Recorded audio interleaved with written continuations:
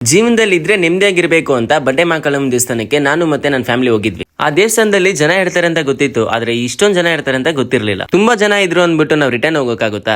ಅದೆಷ್ಟೇ ಕಷ್ಟ ಇದ್ರು ದೇವ್ರ ದರ್ಶನ ಪಡಿಬೇಕು ಅಂದ್ರೆ ಕಾಯ್ಲೇಬೇಕು. ಇನ್ನೊಂದು ವಿಷಯ ಏನು ಅಂದ್ರೆ ನಮ್ ಕಷ್ಟ ಅಂತ ಬಂದಾಗ ನಮ್ಗೆ ಯಾರು ಆಗಲ್ಲ, ಆಗೋದು ಇಬ್ರು, ಒಂದು ನಮ್ಮ ಮನೆಯವರು, ಇನ್ನೊಂದು ಆ ದೇವ್ರು. ಈ ಕಷ್ಟ ಅನ್ನೋದು ನಮ್ ಜೀವನದಲ್ಲಿ ಇರ್ಲಿಲ್ಲ ಅಂದಿದ್ರೆ ಈ ದೇವ್ರನ್ನ ಹುಡ್ಕೊಂಡು ನಾವು ಇಷ್ಟು ದೂರ ಬರ್ತಾನೆ ಇರ್ಲಿಲ್ಲ ಅನ್ಸುತ್ತೆ, ಇನ್ಕ್ಲೂಡ್ ನನ್ನೂ ಸೇರಿ. ಅದಕ್ಕೆ ನಮ್ ಜೀವನದಲ್ಲಿ ಎಲ್ಲಾ ಕೊಟ್ಟಿದ್ರು ಏನಾದ್ರೂ ಒಂದ್ ಕೊರತೆ ಇಟ್ಟಿರ್ತಾರೆ. ನಿಮ್ಗೆ ನಾನು ಹೇಳೋ ಮಾತಲ್ಲೇ ಆಗ್ಲಿಲ್ಲ ದೇವ್ರ ಮೇಲೆ ಆಗ್ಲಿ ನಂಬಿಕೆ ಇಲ್ಲ ಅಂದ್ರೆ ನಾನು ಏನು ಹೇಳಕ್ ಹೋಗಲ್ಲ. ಇವಾಗ ನಿನ್ಗೆ ಆ ದೇವ್ರ ಮೇಲೆ ನಂಬಿಕೆ ಇಲ್ಲದೆ ಇರ್ಬೋದು, ಆದ್ರೆ ಮುಂದೆ ಒಂದಿನ ಬಂದೇ ಬರುತ್ತೆ. ಸರಿ, ದೇವಸ್ಥಾನಕ್ಕೆ ಹೋದ್ಮೇಲೆ ದೇವ್ರ ದರ್ಶನ ಪಡೆದಾದ್ಮೇಲೆ ಏನಾಯ್ತು ಅಂತ ಹೇಳ್ತೀನಿ, ಕೇಳಿಸ್ಕೊಳ್ಳಿ. ದೇವ್ರ ದರ್ಶನ ಏನೋ ಚೆನ್ನಾಗಿತ್ತು, ಆದ್ರೆ ನನಗಂತೂ ಹೊಟ್ಟೆ ಹಸಿ ಸಿಕ್ಕಾಪಟ್ಟೆ ಇತ್ತು. ಏನಪ್ಪಾ ಮಾಡೋದು ಅಂತ ಯೋಚನೆ ಮಾಡ್ಕೊಂಡು ಆಚೆ ಬಂದೆ.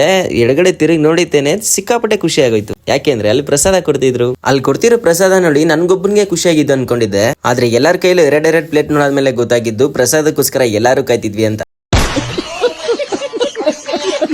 ಆಮೇಲೆ ಎಲ್ಲರೂ ಒಂದ್ ಕಡೆ ಕೂತ್ಕೊಂಡು ಪ್ರಸಾದನ ಖಾಲಿ ಮಾಡಿ ಹೊಟ್ಟೆ ತುಂಬಿಸ್ಕೊಂಡು ಅಲ್ಲಿಂದ ಜಾಗ ಖಾಲಿ ಮಾಡಿದ್ವಿ. ನೆಕ್ಸ್ಟ್ ಯಾವ ದೇವಸ್ಥಾನಕ್ಕೆ ಹೋಗಿ ಬ್ಲಾಗ್ ಮಾಡ್ಲಿ ಅಂತ ನೀವೇ ನಿಮ್ ಇಷ್ಟ ಆಗಿರೋ ದೇವಸ್ಥಾನ ಹೆಸರು ಕಮೆಂಟ್ ಮಾಡಿ, ಅಲ್ಲೇ ಹೋಗಿ ನೆಕ್ಸ್ಟ್ ವಿಡಿಯೋ ನಾನು ಮಾಡ್ತೀನಿ. ಮತ್ತೆ ಮರೀದೆ ನನ್ನ ಅಕೌಂಟ್ ನ ಫಾಲೋ ಮಾಡಿ. ಮತ್ತೆ ಬೇರೆ ವಿಡಿಯೋ ಜೊತೆ ಸಿಗ್ತೀನಿ. ಟಾಟಾ, ಬಾಯ್.